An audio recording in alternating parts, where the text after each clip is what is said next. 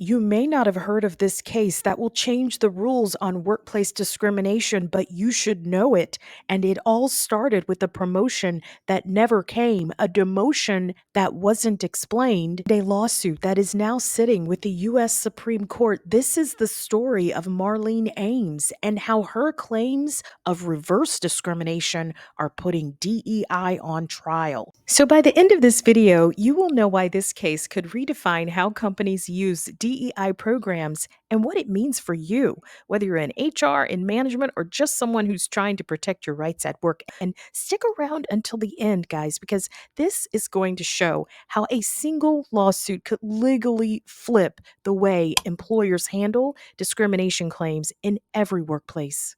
Hi, I'm Harlow Reed, employment lawyer, HR consultant, and creator of the HR Insider. And on this channel, I do more than share legal opinions. I break down real cases to show how the law might apply to your workplace, whether you're an employee trying to protect your rights or an employer trying to do things the right way. In 2025, we are seeing major corporations who are rethinking their approach to diversity, equity, and inclusion. From tech giants to retail powerhouses, DEI programs are being scaled back, they're being rebranded, or they are being quietly phased out. So what's driving this shift? One of them is the legal landscape. Court decisions are increasingly challenging the legality of race-conscious programs, and it's leading companies to proceed with caution. And today's case puts those legal challenges front and center. Let's talk about it.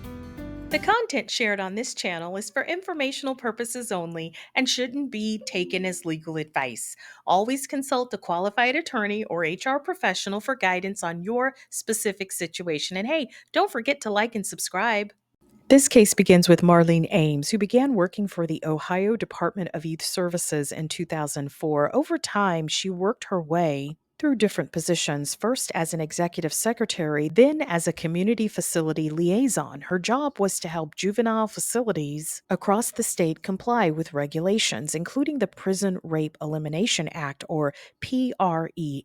By 2014, Marlean was promoted to a key position, the PREA administrator, essentially overseeing compliance for facilities under a federal mandate. Competent, she was committed and dedicated. She didn't supervise anyone, but her job carried a lot of weight. She worked out of Columbus and reported to supervisors who, according to her, she had no personal issues with. They were Jenny Trim, who succeeded a prior supervisor and was identified as part of the LGBTQ community. In 2019, the department announced a new position, Bureau Chief of Quality Assurance. It was a senior leadership position that involved oversight and vision for the agency's compliance and quality efforts. So Marlean applied for it. She didn't just apply. She researched the position. She prepared a plan. She believed her years of work and experience would speak for themselves during the interview process. And so she interviewed with Trim and Julie Walburn, both of whom she had previously worked under. And she left the interview feeling very confident, sure that she would get the position. But Walburn and Trim disagreed. They didn't feel the interview went that well. They said that Marlean didn't represent a strong enough vision for the position, and they were also concerned about her lack of leadership experience. So the position remained unfilled for several months. Then quietly, it was offered first temporarily, then permanently to Yolanda Frierson, another employee in the department. Frierson had supervised staff before, and she had also worked in several different management roles. She also identified as gay. And Marlean began to wonder, had her sexual orientation played a role in the decision? Then, after just 1 month after being passed over for promotion, Marlean was removed from her position as PREA administrator. No performance warning, no prior counseling. So Marlean was told that she could return to a previously held classified position at a lower level. It's known as a fallback right, and it's a civil service protection that allows employees in unclassified positions to retain employment. Let's pause for a second and just talk a little bit about these fallback rights because they are an important safety net in public sector positions. You can be removed from an unclassified position, but the law allows you to drop back into your last classified role. And Marlene used her fallback option, but the decision felt like a second blow to her. She was replaced by a man named Alex Stevanovic, someone she considered a mentee who was younger, less experienced in leadership, and he was also openly gay. She believed there was a pattern, and she believed she was being pushed out because she wasn't a part of the LGBTQ community. And so in August 2019, Marlene filed a charge with the EEOC. They issued a finding of reasonable cause, and in September 2020, that gave her the right to sue. She filed in federal court asserting 8 claims, including discrimination under Title VII based on gender and sexual orientation, hostile work environment, retaliation, age discrimination, due process violations, and related state law claims. But one by one, the court dismissed them. The trial court said she hadn't provided enough facts for the hostile environment or retaliation claims. It said her state law claims were barred by sovereign immunity, and her age claim was dismissed for lack of jurisdiction. One claim remained, the Title VII discrimination claim based on sexual orientation, specifically reverse discrimination. What makes this case so important is the legal standard that could be changed and affect all discrimination claims at work. In some states, majority group plaintiffs, like heterosexual or white employees, have to clear an extra hurdle called the background circumstances test. Now, if you're not familiar with the background circumstances test, don't worry, you're not alone, but it's a really important part of this case, so let's talk about it for a second. When someone claims discrimination at work under federal law, like Title VII, that's the law that's supposed to apply the same way to everyone, no matter their race, gender, or sexual orientation. But in some courts, there's an extra rule if you're a part of a majority group, and it's called the background circumstances test. And here's how it works.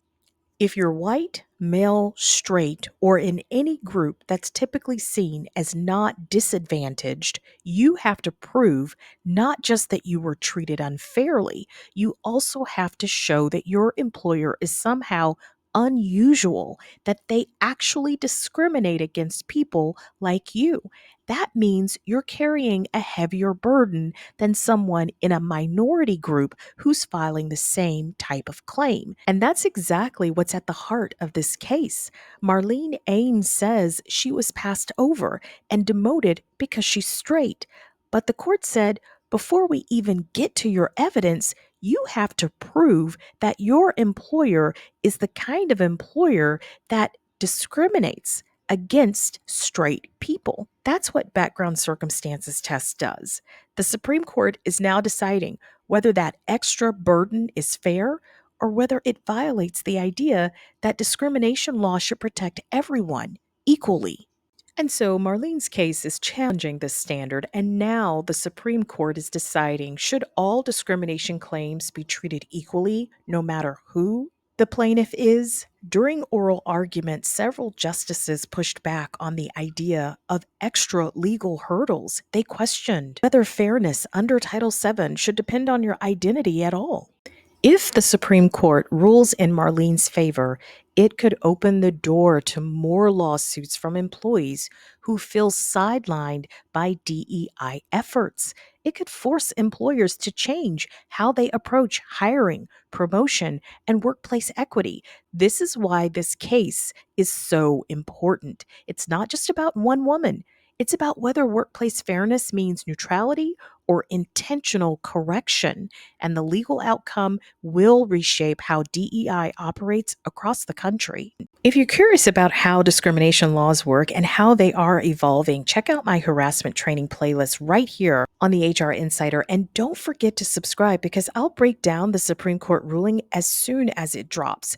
Not long ago, in the wake of social justice movements, companies across industries made bold public commitments to advance DEI due to injustices that were, at the time, brought into reality for many, but The changing political winds have sparked a backlash to those efforts. Executive orders and political rhetoric have now cast DEI efforts as controversial or even unlawful, which is prompting many companies to retreat to avoid becoming targets. This case puts those legal challenges front and center, and it's another example of why so many companies are backing off of DEI efforts. So it's really important to understand why all of this is happening. So tell me, do you think DEI programs have gone too far, or is this a step backward? Thanks for watching, and I'll see you in the next video.